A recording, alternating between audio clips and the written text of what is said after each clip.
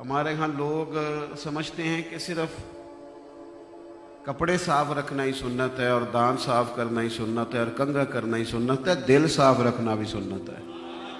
یہ بھی حضور کو بڑا پسند ہے۔ نبی پاک علیہ السلام نے فرمایا کسی کے بارے میں کوئی بات مجھے نہ پہنچانا، یعنی کوئی ایسی بات جو شکایت بنے کسی کی۔ یہ میں نے کہا کہ نبی پاک علیہ السلام تو معصوم عن الخطا، تعلیم امت کے لیے کسی کے بارے میں کوئی بات نہ پہنچانا۔ فرمایا میں تمہارے حق میں اپنے دلوں کو صاف رکھنا چاہتا ہوں۔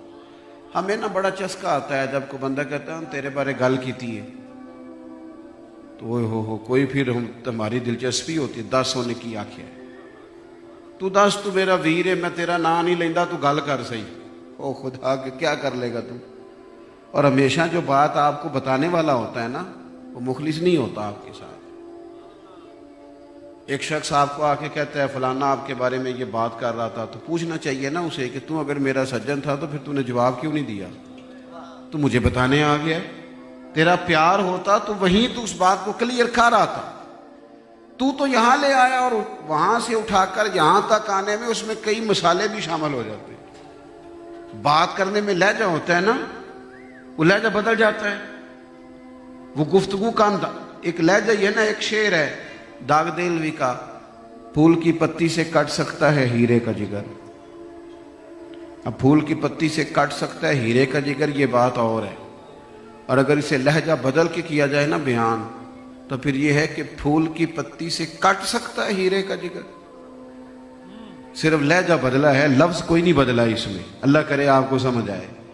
لہجہ بدلا ہے، لفظ، لیکن پہلے بات اور ہے، بعد میں بات۔ پھول کی پتی سے کٹ سکتا ہے ہیرے کا جگر، اس کا مطلب ہے کٹ سکتا ہے۔ آپ نے لفظ نہیں بدلا، لہجہ بدلا۔ پھول کی پتی سے کٹ سکتا ہے ہیرے کا جگر، اس کا مطلب ہے کاٹ ہی نہیں سکتا، سوال ہی نہیں پیدا ہوتا۔ تو لوگ لہجہ، لفظ نہیں بدلتے، صرف لہجہ ہی بدل دیتے ہیں اور انقلاب برپا ہو جاتا ہے، سامنے والے کو کھیڑ کے رکھ دیتے ہیں۔ نبی پاک علیہ السلام کی پسند یہ ہے کہ امت کے دل میں کسی کے لیے بوجھ نہ ہو۔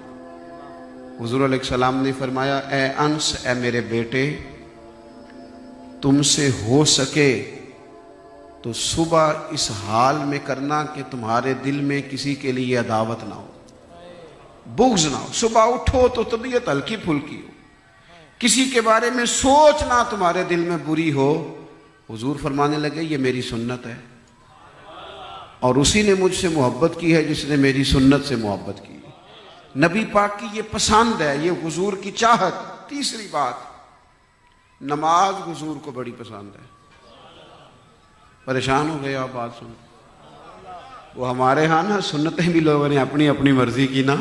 میٹھا کھانا سنت ہے، بالکل سنت ہے، میٹھا کھانا بھی سنت ہے، فاقہ کرنا بھی سنت ہے۔ نہیں، میٹھے والی سنت کو آپ قبول نہ کریں، کئی دنوں تک فاقہ بھی رہا، اور حضور کا فقر اختیاری ہے۔ کائنات کے مالک ہیں نبی پاک، خزانوں کی کنجیاں ہیں، کہ جو فاقہ کیا یہ میرے نبی کی پسند ہے، یہ حضور کی چاہت ہے۔ میری بات کو سمجھیں، نماز حضور کو بڑی پسند ہے، بڑی پسند۔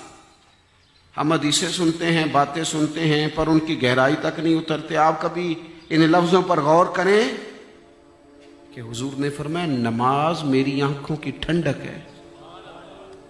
مر نہ جائے امتی اس بات پر، اتنی بڑی بات۔ فرمایا جب تو نماز پڑھتا ہے، سجدہ کرتا ہے، تیرے نبی کی آنکھیں ٹھنڈی ہوتی۔ کتنا خوش نصیب ہے امتی کہ وہ کام کرتا ہے جس سے کریم کی آنکھیں ٹھنڈی ہوتی۔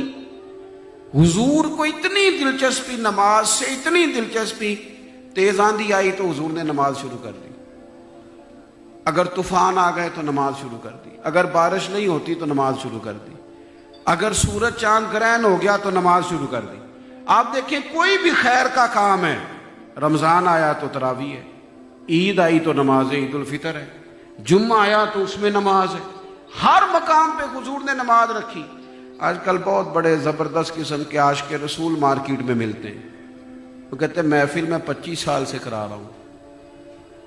وہ بھئی آپ نماز پڑھتے، کہتے میرے لیے دعا کریں۔ میں کہ تو محفل تے بغیر دعا تو ہی کرائی جانا ہے، اس کی بھی دعا کراتا، اس کے لیے نہیں دعا کرائی۔ اس کو کہا تو نماز پڑھ، تو کہتا جی بس جی تسی میرے لیے دعا کرو۔ میں نے کہا باقی تو سارے کام بغیر دعا کے کر رہے تم۔ बैंक में तनख्वाह आ गई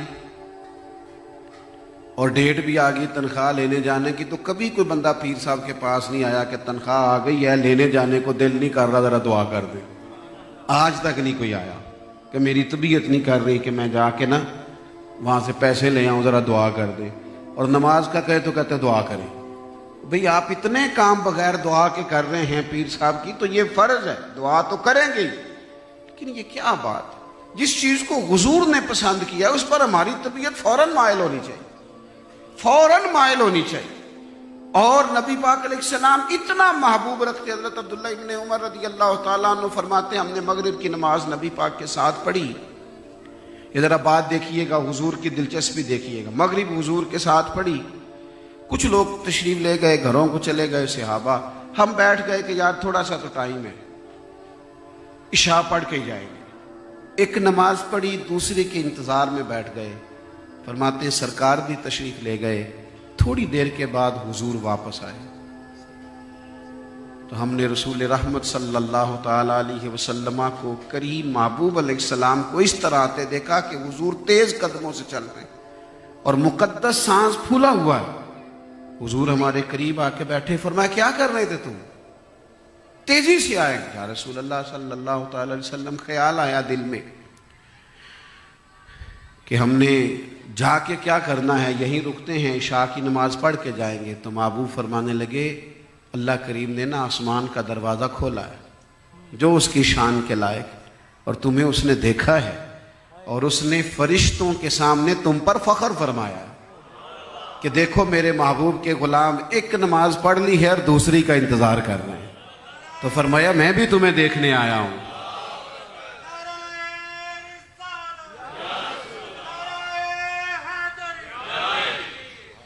तो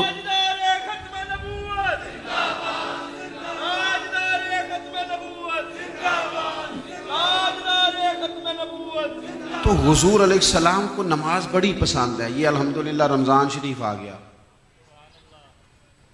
पांचों नमाजें तो अल्लाह के फजल से पढ़ेंगे इंशाअल्लाह ताला। 30-40 मिनट खड़ा होना ना कोई इतना मुश्किल काम नहीं, चलो ज़हन को समझाने वाली बात है, बिल्कुल कोई मुश्किल नहीं। हमें पासपोर्ट के दफ्तर भी बड़ी बड़ी देर खड़ा रखा जाता है, शनाख्ती कार्ड के दफ्तर में भी बड़ी बड़ी देर लोग बेचारे खड़े रहते, इमिग्रेशन की लाइनों में लोग खड़े, बड़े बड़े दफातर में खड़े। तो मेरा ख्याल है 40 मिनट तरावी में भी बंदा खड़ा रह ही सकता है। और हमारे नबी पाक अलैहिस्सलाम का जो तरीका हम तक पहुंचा है वो ये है कि सैयदा आयशा फरमाती हैं हुजूर तो रात को इतनी नमाज पढ़ते थे कि कदमों में वरम